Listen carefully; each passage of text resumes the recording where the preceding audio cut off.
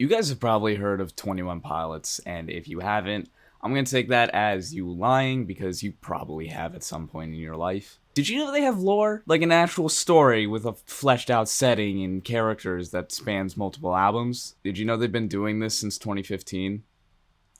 Okay, here, let me explain. So basically, we start with their 2015 release, Blurry Face. Yes, that's the one with Stressed Out on it. And yes, we, as in all of us, thought this shit was tough back in, like, shit, I don't know, 4th grade. But the focus here is not on Stressed Out or any of the other tracks for that matter, but it's Heavy Dirty Soul, the opener to the album we gotta pay attention to. You see, in the music video for Heavy Dirty Soul, we see Tyler Joseph, the lead singer of the band, in a car with a hooded figure. And whoever this hooded figure bought this car from, they should probably get a refund because goddamn, this shit's falling apart faster than my parents' marriage. Jesus. But this song in its entirety is more of a cry for help than anything, with Tyler crying out for anyone to help free his heavy dirty soul. Something that Josh, the drummer of the band, will help in doing, but that's for later. We ain't gotta worry about that right now. But eventually Tyler gets out of the car and the car explodes with the hooded figure nowhere to be seen. Bad? Wrong. We'll get into why with the next album, Trench.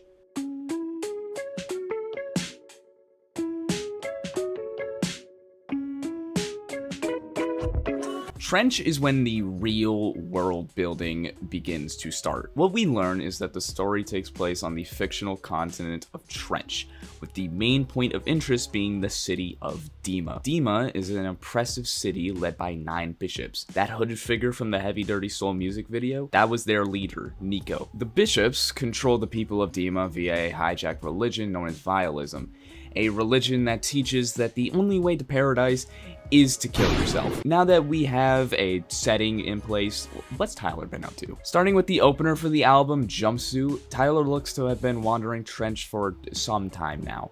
But uh-oh, Nico's on his way, and by the looks of it, he's pissed. We also get to meet the Banditos for the first time, a group of rebels who help people who are stuck in Dima get out, led by Josh's character, the Torchbearer. Eventually, Nico does catch up to Tyler, but the Banditos help him to escape by creating a diversion which catches Nico's attention. Yeah, so it didn't work. Going into Nico and the Niners, we can see that Tyler is back in Dima.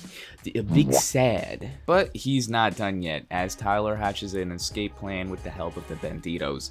They meet up, start a concert as a diversion, and make a break for it using the underground tunnels of Dima. On their way out, the Banditos don Tyler with their colors, and in the Levitate music video, we see Tyler learning the ways of the Banditos before, ya guessed it, being taken back to Dima.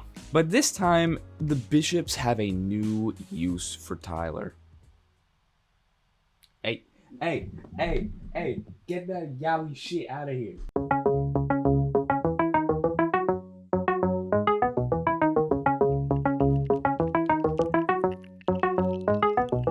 Scale to Nicey is a propaganda album the bishops forced Tyler to make in order to keep the people of Dima from escaping.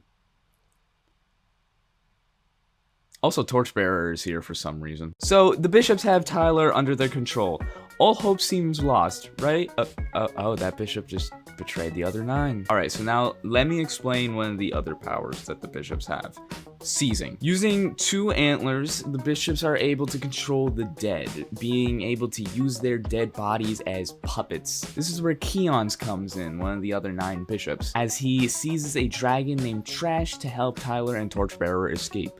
Keons also dies in the process. Moving on to the outside music video, Tyler and Torchbearer wash up on the shore of Voldsoy, a little plateau off the side of Trench, meeting the Neds as they follow them to their hideout. Tyler raps about being Megatron for some reason, and the Neds grant Tyler with the power of seizing, with him taking over Keon's body and hitting a little emote to show that he stands on business now. Now we get into the second to last album in the story, Clancy.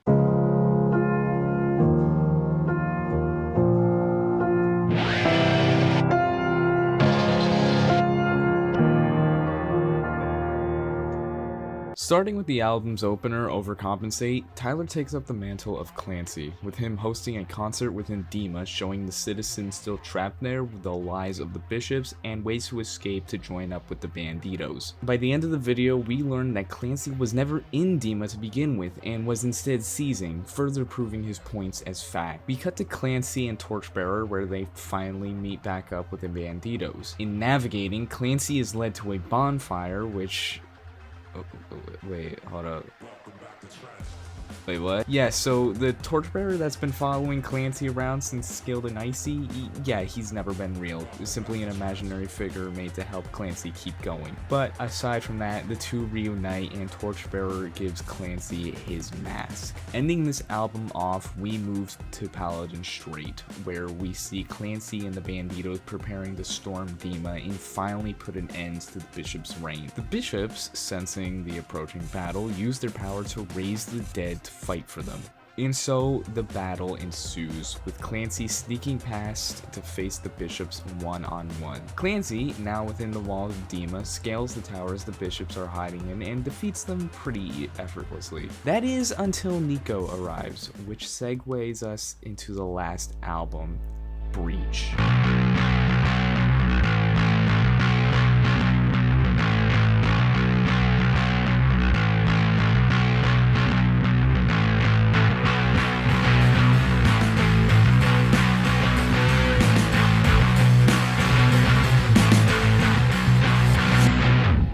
The first lore song off Breach is The Contract, and I'm not gonna lie, this one kind of stumped me. But from what I can gather, this song mainly takes place within Clancy's head, with him expressing feelings of betrayal as he thought that Torchbearer was always by his side. By the end of the video, we see the imaginary Torchbearer hand Clancy his jacket, but Clancy looks hesitant to take it, which moves us into City Walls, the last song in the lore. We see Torchbearer and a small group of Banditos make their way up to Clancy and Nico, who are currently locked in one hell of a fight, if I do say so myself. We see flashbacks to locations from older songs like Heavy Dirty Soul, Levitate, and Jumpsuit, and Clancy gets stabbed with the antlers. What fun!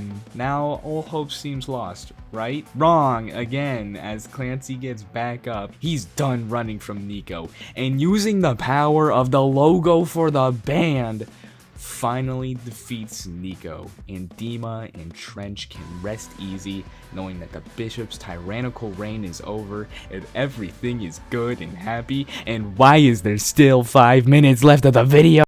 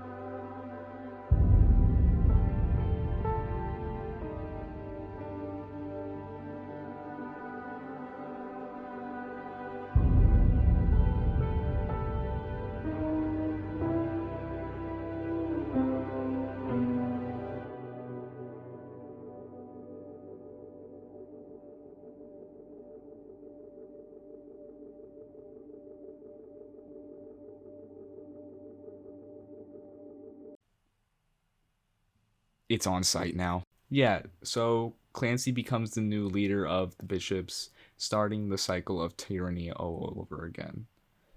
But we do leave off on a hopeful note, as we see Torchbearer have this conversation with a Bandito.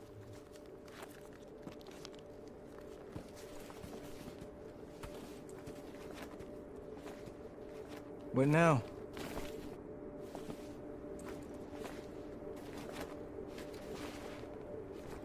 I really like this Clancy. Yeah, me too.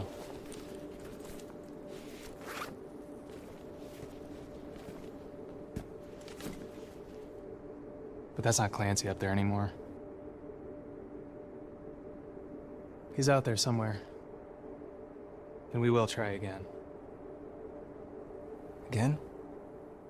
Always.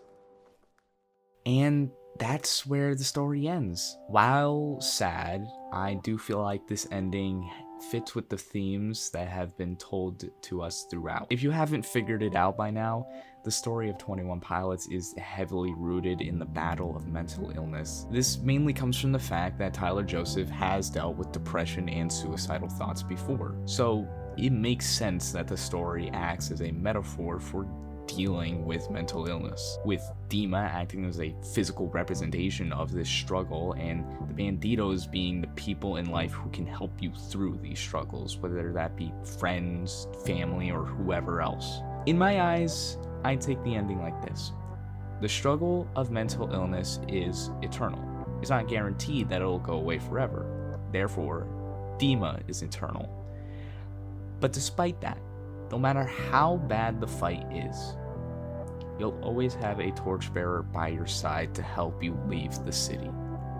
The ending shouldn't be taken with sadness, but with hope. I really liked this Clancy. He made it far, and so should you. Have a kick-ass day.